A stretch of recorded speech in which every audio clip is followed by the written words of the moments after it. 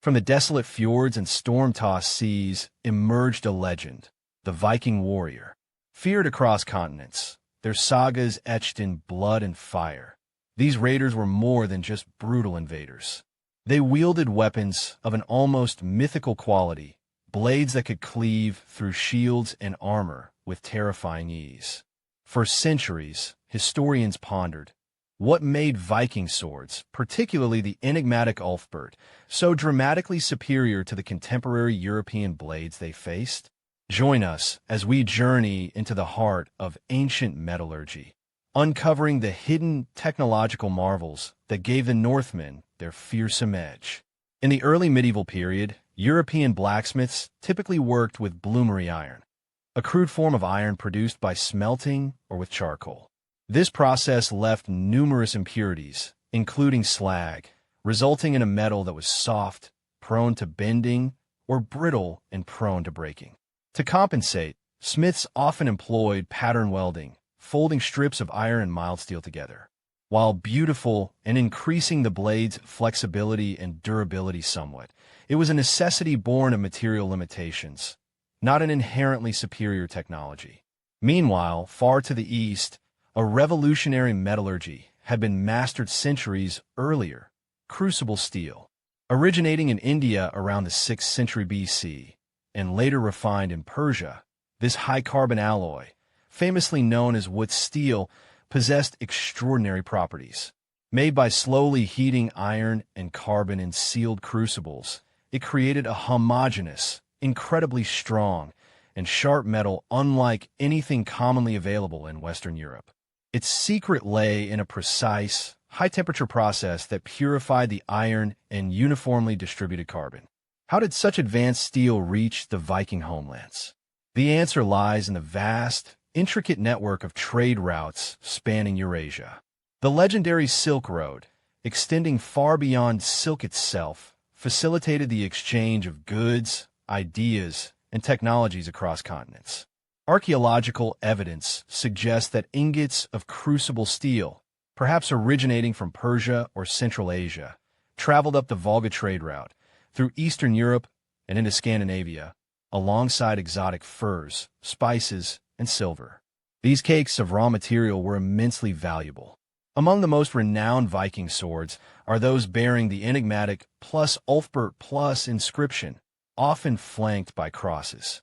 Over 170 such blades have been found, dating from the 9th to the 11th centuries.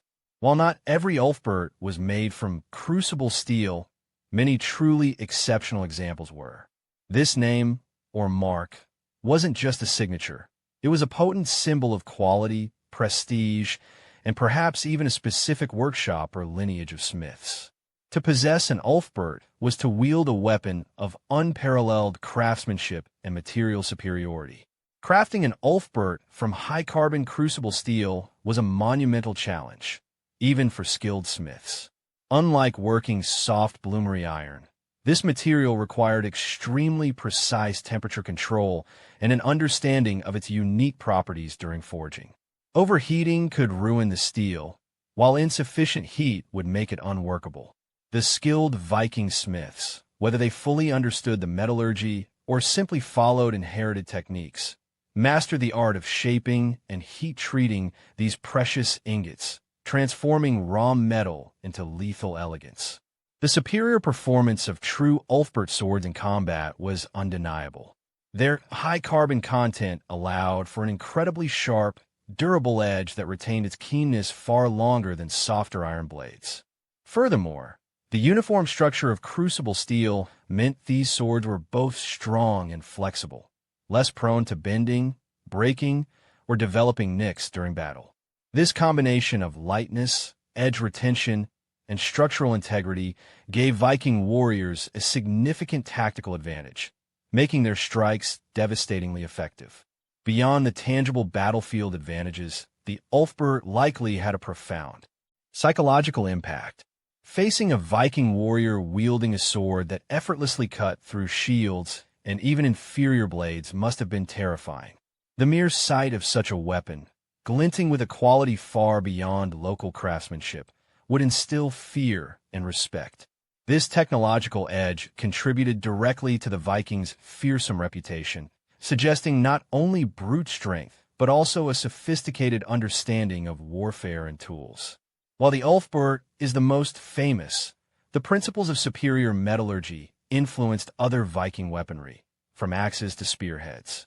The knowledge gained from handling and working crucible steel, even if not fully understood scientifically, elevated the overall quality of Viking smithing. These advancements ensured that Viking warriors were consistently equipped with weapons that matched their aggressive tactics and formidable courage.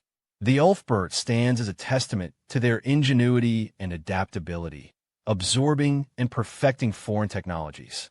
The prestige of the Ulfberht led to widespread imitation. Not every blade bearing the inscription was a true masterpiece of crucible steel. Many were clever forgeries, made by local European smiths attempting to capitalize on the brand's reputation using traditional, inferior bloomery iron. These copies often had distorted inscriptions or lesser quality, highlighting the rarity and difficulty in replicating the true Ulfberht. Distinguishing authentic crucible steel Ulfberts from their counterfeits remains a challenge for archaeologists today. By the end of the Viking Age, the direct influx of crucible steel into Europe seems to have diminished. Changes in trade routes, political instability in the East, or decline in the availability of the raw ingots may have contributed to this. The advanced metallurgical knowledge required to work such high-carbon steel also remained largely localized.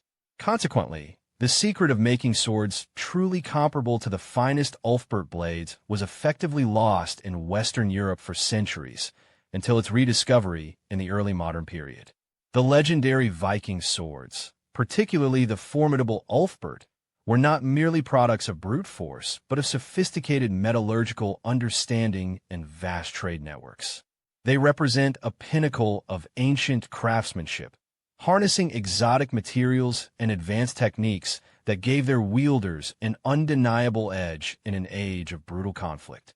These blades, etched with ancient runes and forged with exotic steel, whisper tales of a people who were not just raiders, but innovators, forever changing the course of history with the superior glint of their magnificent weapons.